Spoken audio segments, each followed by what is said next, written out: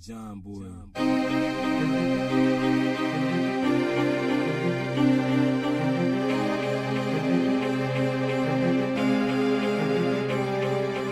Lessons from the screen, what we mean is we go through different documentaries to tell you what they gon' do. Give you our lessons, give them our blessings. If they trash, we tell you there is no second guessing. Knowledge is power, but time is precious, and we're here to keep you from them lessons. So sit back as we groove, giving you the review, so you only spend time on the docs that you need to. So I said I wasn't gonna do it, but you win. Enough of y'all have told me to do it, that I'm going to go ahead and get it out of the way. So let's go ahead and get it out of the way. Before we do that though, we gotta do, you know how we start every show. Welcome to Lessons from the Screen, the show where we give you a review of whether or not something is worth your time, something that you can get through a digital medium, through a digital screen. We waste our time, energy, and brain power so that you don't have to. Lessons from the Screen is brought to you by PackSync through the Freedom Train Network. You can find us on www.freedomtrainradio.com or on iTunes, Google Play Music, or Stitcher. Please go to all three places, rate the show, listen, come back to the website and comment. We like comments. Be sure to head to www.packsync.org to show some love and check out what our sponsors are doing. PackSync is a black activist and advocacy organization focused on developing the black community through a shift in culture, education, and economics. As always, Lessons from the Screen has a reference point that is aligned with the black community. That means that the documents, the documentaries, the programs, and everything else that we look at will be looked at with the racial component involved. And we try to extrapolate some lessons that can be used to better the community. This week, again, I said I wasn't going to do it, but I did, just because y'all keep pestering me and bothering me about it. This week, we'll be talking about a documentary. In March of 2017, What the Health was unleashed onto the world through Netflix, creating a massive shockwave of vegan support and food fear. We will be looking at this documentary and the impact of the movement it represents. We will also be looking at some of the claims presented in this documentary and their validity. And finally, we will be looking at what we can learn and how we can use this to create a better space for ourselves. I'm not going into all of the things that are wrong with this documentary, but I am going to talk about a few of the bigger issues, or a few of the issues that represent some of the bigger issues. So let's get into it.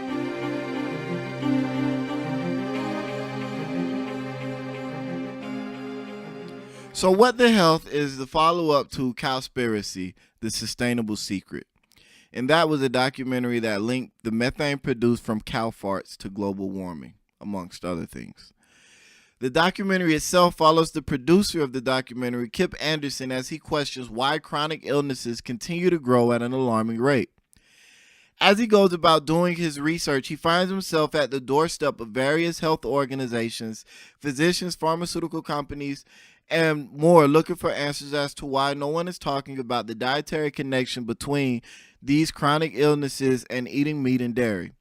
He also makes several shocking statements, two of the more popular being that eating an egg a day is the same as smoking 5 cigarettes a day, and that processed meat is more cancerous than cigarettes.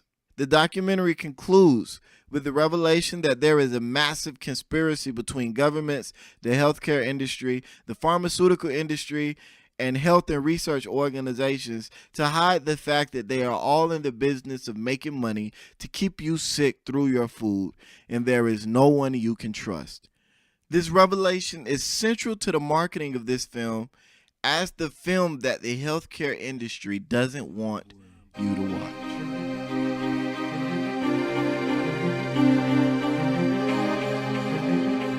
So the very first thing with this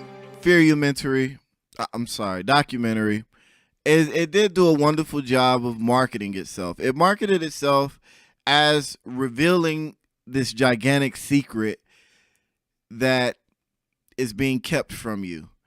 And in a world where everyone claims that they want to be in the know, anything and everything that bills itself as revealing will draw immediate interest. And the bigger the secret, the bigger the interest. And the problem with this documentary is that they didn't really have any real secret to share. There was no real new information. There weren't any real new conspiracy theories. Like, there was just literally nothing new in this. It was just rehashed, repackaged statements and various other things that have already been said and already largely been disproven and discounted, even by the vegan community. So we deal with the marketing component. It did do a good job, though, of marketing itself as having this massive secret that the pharmaceutical industry, the healthcare industry, the farming industry, and the healthcare organizations of various other things of that nature are all in collusion to keep this one thing from you, and we have it, and we're going to tell you what it is. And it was trash. I don't know how else to say it. It was trash. I'm not going to be unbiased on this. It was just trash. The reporting style, I didn't care for that either. And this isn't specific to this documentary. I have a beef with all documentaries that use the bull rushing tactic in their interviews, and especially the open lying tactic. And this is a personal thing for me. When I see you tell someone that you're not going to turn the camera on, or that they're not on the record, but then you proceed to record them or put them on the record, it bothers me, because that's a level of dishonesty that I feel like if you're willing to do something like that and then put it out for the world to see, that means that you're willing to stretch the truth, mislead people with false information, make up data, or do whatever it is that you have to do in order to convey whatever message or achieve whatever level of success that you're trying to achieve. And so that was a real big turnoff for me in this particular documentary, because he did it on a few occasions. And it's not even specific to this documentary. It's just in general that tends to bother me when I see people doing that. And in doing that, I feel like if you're trying to cast the organization in a negative light, you can do that without utilizing dishonest tactics. I mean, if they're foul, just let them prove themselves to be foul through the information they give. And when I see documentaries done like this, with the bull rush tactic and the open lying and all this other things, it makes the documentarians seem just as disingenuous and just as foul as the organizations that they claim more often than not are destroying the world or are destroying the nation. So it's just not a good look for me personally. I don't feel like it's a very fair and objective or balanced way to come across, and it's not even a mature way, in my opinion, to present someone as being dirty. If they're dirty, we can see that they're dirty. Allow them to present what they have to present, and then allow us to be like, oh, that didn't even make sense. But when you do this, you don't even give us an opportunity to, unless you present things in such a persuasive way that we completely ignore the fact that you're lying and you're lacking integrity and you're being disingenuous in your total approach, which is something that I've never been able to overlook.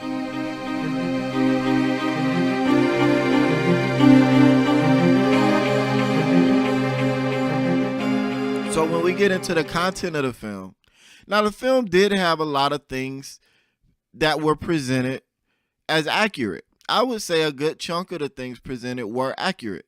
But when it came to some of the major issues, some of the major points of discussion, as well as the overall tone, it was propaganda. It was just too far out there for me to even label this a documentary. And I feel this way not just about this documentary, but about a lot of these food type, diet type documentaries, which is why I've been so resistant to do any of them, because all of them, I feel like, are propaganda pieces more so than they are fair and balanced documentaries meant to educate their audience. So in this one of the very first things that caught me was the harping on who pays for the studies. They constantly said, well, this dairy study was paid for by the dairy industry. This meat study was paid for by the meat industry. But then when you look at who's distributing this clearly vegan documentary, this clearly vegan documentary is being distributed by a clearly vegan corporation, a clearly vegan organization. Most of the donors for this documentary are clearly vegans. It's crowdfunded, but a lot of the places, from what I could see, where people had donated to this crowdfund, these were clearly vegan places. It was largely promoted by a vegan audience. So it seems, again, disingenuous to me for you to say the meat industry pays for the studies on meat products and then have the vegan industry paying for distributing and supporting a documentary that's supportive of the vegan lifestyle. It seems disingenuous. It seems misleading. So I just couldn't get around that. Then we get into the actual meat of some of the points they were trying to make. And again, I'm not going to cover all the points, but I'm going to cover what I feel were some of the key points in addressing the overall tone of this fearumentary. The first of which is when they presented the idea that processed meat is more harmful than smoking and just as cancer causing as smoking, which is completely ludicrous. That is like a grossly irresponsible statement to make underneath the banner of a documentary, which is going to cause a lot of people to put some substance, some credibility behind your words. That is just grossly irresponsible. So before we dig into this, first we have to dig into what processed meat is, because they never actually told us, and I find this to be the problem with a lot of dietary documentaries. They never actually tell you what processed meat is, what constitutes a processed meat versus a non-processed meat. And so we have to say a processed meat is something that has been transformed or processed or had something done to it in order to enhance the flavor or improve the preservation of the meat.